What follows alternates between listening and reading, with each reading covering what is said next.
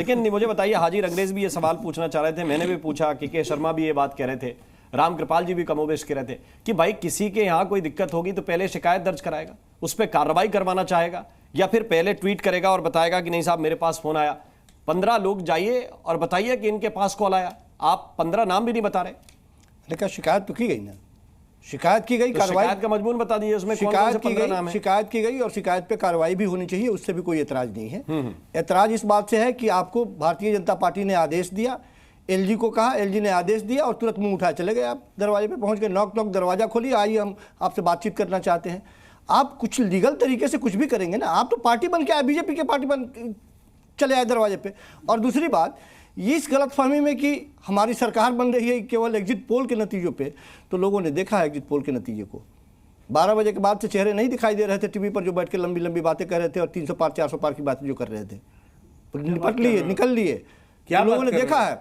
Exit poll की बात मैं बता रहा हूँ, 2013 में कितनी सीटें आ रही थी हमारी, 8 सीटें बताया जा रहा था एग्जिट पोल में, 28 सीटें हमने जीती थी। 2015 में 45 से 50 बताया जा रहा था, हमने उस समय 67 सीटें जीती। 2020 में हमको बताया जा रहा था 45 के नीचे सिमट जाएंगे, 62 सीटें जीती थी हमने। एमसीडी के इलेक्शन में बताया जा रहा था कि मैक्सिमम 52 से ज़्यादा ऊपर सीट नहीं आएगी आपकी, 92 सीटें हमने जीती।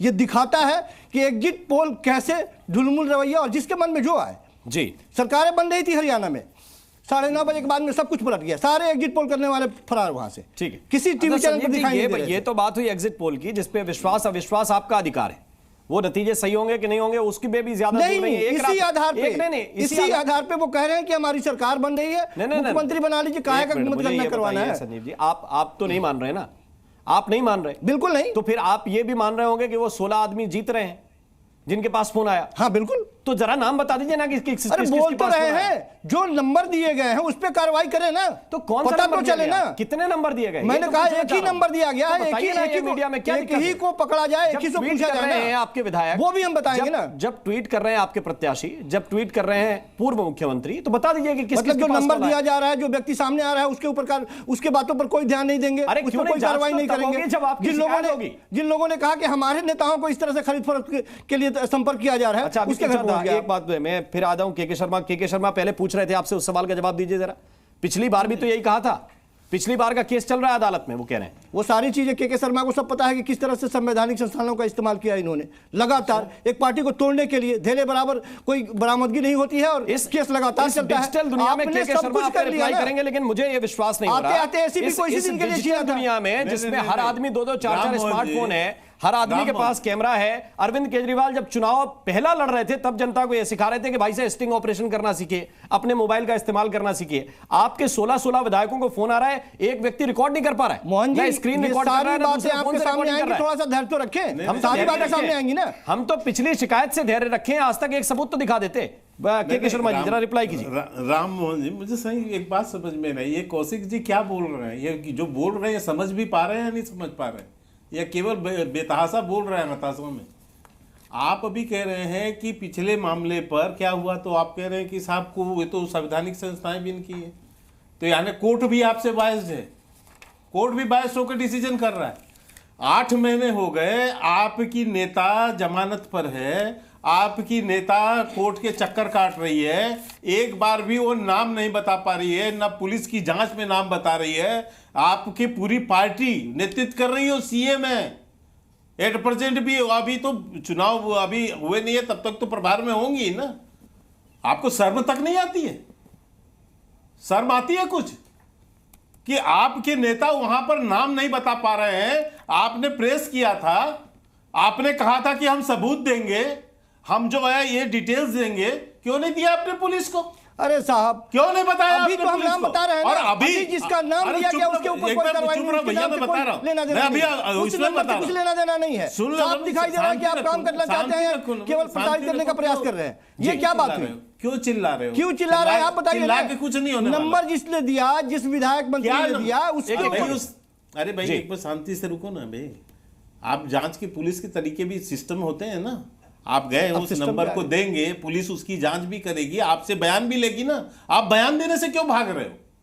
आपके बयान तो पुलिस पहले लेगी ना कि आप शिकायत करता है, आप बताएंगे ना कि ये नंबर से हमारे पास फोन आए हैं, ये विधायक के पास आए हैं, ये विधायक हमारे बिकने वाले हैं, ये बताओगे ना, तब तो पूरी पुलिस जांच करेगी। ऐसे हवा में जांच करेगी जाके?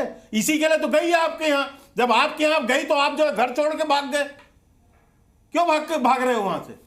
मतलब जब चाहे क्यों भाग रहे हो? जब सामना चाहे नहीं कर पा रहे हो। अरे नोटिस जब आप ईमानदार हो तो सामना करो, देते ना, जब चाहे तब तो सामना करो ना। वहां पे नहीं, इधर से आका का आदेश मिला, नहीं पहुंच गए। इसलिए मैं कह रहा हूं पहुंच कि गए। ये आदेश कर दिए बीजेपी ने, आदेश, ये संवैधानिक संस्थाओं को नीचा दिखाने का काम आपका है। कानून की और ये एक बात कान खोल के सुन लो, एक बात कान खोल के सुन लो, ये केजरीवाल का कानून नहीं है, ये देश का कानून है, संविधान की जनता देख रही है। समझ गए? तरह से आप और केजरीवाल हो या जो कोई हो, गुंडागर्दी नहीं चलेगी। ये सारी गुंडागर्दी नहीं है। पूरे हिंदुस्तान की जनता देख रही है कि कैसे तुम्हारे घोटाले के लिए है। लगातार क्या है, पार्टी को तोड़ने के लिए आपने, पार्टी को झुकाने के लिए क्या है, काट के आए हो, अभी टूटने वाली नहीं है ये पार्टी। समझ गए? आप करते रहिए फोन, ये देश का लेते रहिए, कानून है, पैसे का बंडल जो लेके आपको घूमते जेल रहिए, के कोई अंदर नहीं जाने रखा वाला है आपकी बात। देश का कानून है जिसने कोई आपको नहीं बेल आपके दिया खेमे में जाने वाला, इस बात और को ध्यान इसीलिए रखिएगा। आपको बता दे रहा हूं, आप ये कार्रवाई चिल्लाने से करते कुछ रहिए नहीं इसी होगा। तरह से। जो टीवी टूट में गए, जो झुक गए, वो टीवी आपके में गला खेमे में फाड़ने चले से गए। कुछ नहीं होगा, इससे होने कुछ जाने वाला। कानून अपना काम करेगा, और यदि गलती अरे करोगे सब- तो जेल भी जाओगे। सब कुछ आप ही के हाथ और में इस है तरह महाराज। झूठ बोलोगे तो दिल्ली भी के केंद्र जाओगे। में बैठे हुए हैं, ये इसीलिए भी तो याद बैठे हैं रखना। आप।